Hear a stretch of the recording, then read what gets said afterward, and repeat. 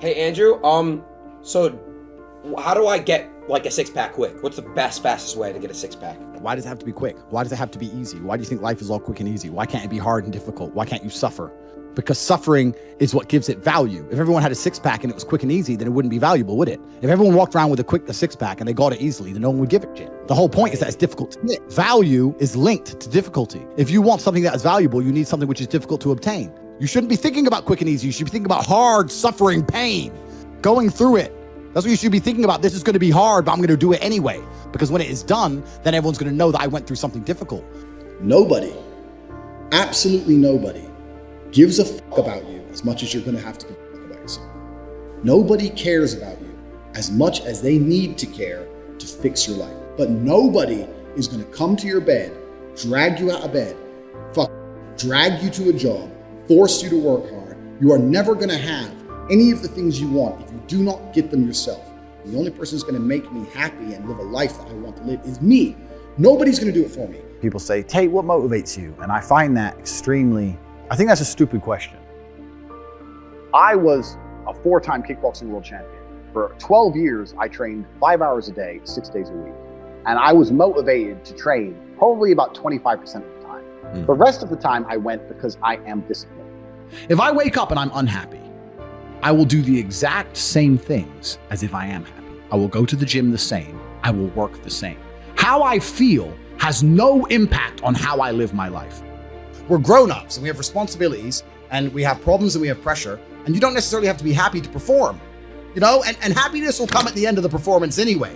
But if your number one goal as a man, if your number one mission in life is just to be happy, that's going to be an extremely vaporous existence, and you're not going to be a man of substance. Your ability to deal with stress, the amount of stress you can deal with as an individual, is directly correlated to your success level. If you can deal with stress all day, you're going to be successful. If you collapse under stress, you're not going to be successful. There's no way to the top without stress involved. But there is a massive correlation between success in life and stress tolerance. The more stress you can tolerate, the better your life's going to be. One of the only things in this world you can control is your state of mind. You can't control the weather. You can't control other people. You can't even control your health. One of the very few things in the world you have genuine control over is your state of mind. If you can't control that, then you're just a feather in the wind, and life's going to blow you around. I can't imagine truly wanting to quit something and not being able to quit. I can't imagine it. When I talk to people who say, I want to quit smoking, I say, when? They go, oh, well, soon. Well, that means you don't want to quit. You want to keep smoking for a while and quit later. I can't imagine a mind frame or a mindset where I want to do something and can't do it. It's almost difficult for me to answer that question, because if you have that kind of mind, if your mind is so fundamentally broken that you cannot do with your own mind what you want to do, then you're just, right? Life is hierarchical. There's always going to be kings and there's always going to be peasants. If you have a mind that you can't control, then you're never going to be a king. You're going to be a peasant. That's your life. You have a peasant's life ahead of you, and that's your destiny. Enjoy. Right? There's always been peasants. That's life. But I believe that the most important thing you can do as a man is to gain control of your mind. Once you have control of your mind, life is so ridiculously easy. People say to me, Tate, you're in good shape. All you do is drink vodka and travel the world. You're never even home. You never even have a gym. How do you do it? It's ridiculously easy if you control your mind. If I decide to do 1,000 push-ups, I'll do them. Maybe I have to do them one at a time. Maybe I'll get tired. Maybe I need a break. I'm going to do 1,000 because I said I'm going to do 1,000. Everyone knows what they're supposed to do. You either control your mind or you don't. And all of these things stem from the same problem. It's something you can do. It's something that is learned. It's something that is taught. Depression is the ultimate motivation. If you're unhappy with your life and you're depressed, I don't expect you to be popping pills and sitting laying in bed. I expect you to give me a huge list of everything you're achieving per day. Depression's a fantastic motivation, but people are told the opposite. No, a lot of people's problems are all in their mind. And I'm not saying that mental conditions aren't real, because absolutely some are. But I try and explain to people, look, the only thing on the planet you have genuine control over is your state of mind. You can't control the weather. You can't control anything. The only thing you can affect in genuine real time is how you feel in your head. How you view the world absolutely and utterly shapes how you react to the world, how you act in the world, how people view you. It's all down to how you view things. You have to believe you're the fucking man, and you have to believe you can achieve anything. I'm not saying you can achieve anything easily. I'm not saying it's not going to take a whole bunch of work. I'm not saying it's going to happen quickly. But you have to believe you can achieve anything. When I tell people that you are the sum of the 5 people you spend the most time with, everyone agrees. They go, yeah, that's probably true. And then they continue to hang around with people who they don't want to be. Why? There has to be a point where you sit and go, okay, you're my friends, et cetera, et cetera. I love you guys. Yeah, we can talk, whatever. But I'm on a different life path. You have to leave some people behind.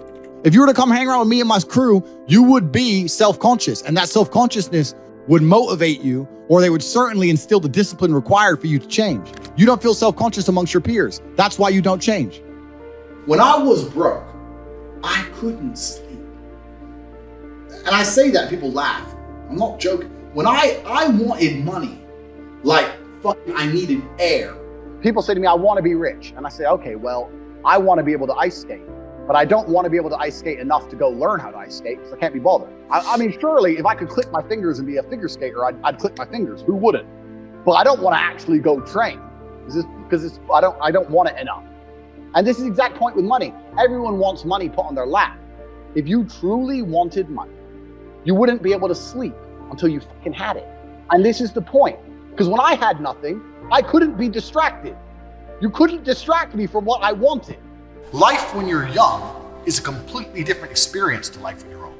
When you're older, your life quality seriously decreases, massively. So you have about 10 to 15, maybe 20 years to find a way to get rich and enjoy being rich. And you got to put it all together and you got to do it quick. You have to start saying, I want to take money. Because that's how you have to think. You don't make it, you take it. So you have to start talking that way. You got to take money. Is that money isn't real. Money is like water. Money never stays still.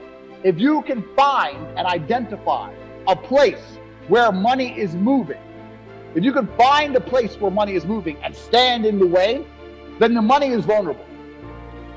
Problem is with the people out here, everyone has a dream, but not many people have a plan. A good plan today is better than a perfect plan tomorrow. You got to do something. You got to do something fast. Yeah. You're just sitting around talking about it and hoping for things to get better. I don't think living in a dream is going to help you in any way. I think you need to be sitting here panicking at the fact that you don't have enough money. You need to be concerned and worried and sad, and you need to do something about it today. Because that's how I started my first business that made me $1 million. I sat in my room, pissed off, and I fucking came up with the idea. Most people see people with things they want and they don't do the second half. They don't try and work out how they got that thing. Oh, my man has a Ferrari. Okay. I wish I had a Ferrari. Okay. They don't sit there and go for an hour. How did he get a Ferrari? It doesn't cross that part is the part they don't want to do, right? They just go, oh, he has a Ferrari. Wish I had a Ferrari. And they go back to TV. Yeah. And that's why they lose. You need to understand that in this world, there's a whole bunch of people doing amazing shit that you are not doing. And that needs to piss you off. Because if it pisses you off, you become motivated all of a sudden. You need to be annoyed, and I'm telling you to be angry. Anger is a fantastic force. You take that anger and you direct it in the correct direction. And listen, you may feel fired up for 10 minutes after this little talk, but you're not going to feel fired up forever. You need to put systems in place. You need to get discipline. You need to get an atmosphere of people around you who are going to keep you accountable and not make it easy for you to continue to be a fucking nobody. And then you're going to fix your life. Otherwise, you're going to stay a nobody. If you were genuinely pissed off about your situation, you would not need me to motivate you. You would motivate your fucking self, and you would do something to change it yourself. Motivation isn't real. Everyone says this. Motivation is not real. Discipline's real.